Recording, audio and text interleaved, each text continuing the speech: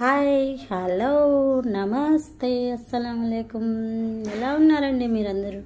నేనైతే చాలా బాగున్నానండి. ఈరోజు నేను చేసే రెసిపీ వచ్చేసి మసాలా వడలండి. వాటికి కావాల్సింది ముందుగా పచ్చిపప్పు తీసుకొని 4 hours నానబెట్టుకోవాలండి. నేను ఆల్రెడీ నానబెట్టి పెట్టుకున్నానండి. నానబెట్టుకున్న పచ్చిపప్పుని మిక్సీ గిన్నెలో వేసి ఇందులో పచ్చిమిర్చి అల్లం వేసి మిక్సీ పట్టేద్దాం.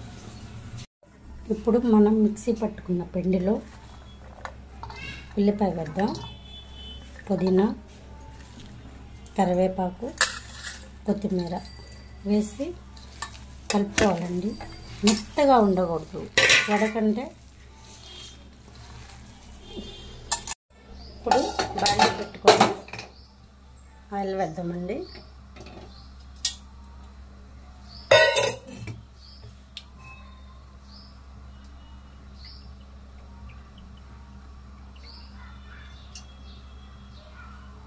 ఆయిల్ హీట్ అయిందండి. ఇప్పుడు వడలు వేసేద్దాం. చూసారండి వడలు ఎంత కలర్ఫుల్గా, ఎంత బ్యూటిఫుల్గా, ఎంత బాగున్నాయో చూడండి. ఎలా ఉన్నాయో మసాలా వడలు, ఎంతో క్రంచీగా చాలా బాగున్నాయండి. ఇలా నచ్చినట్టయితే మీరు ట్రై చేయండి. నా ఛానల్ సబ్స్క్రైబ్ చేసుకోండి. Bye friends.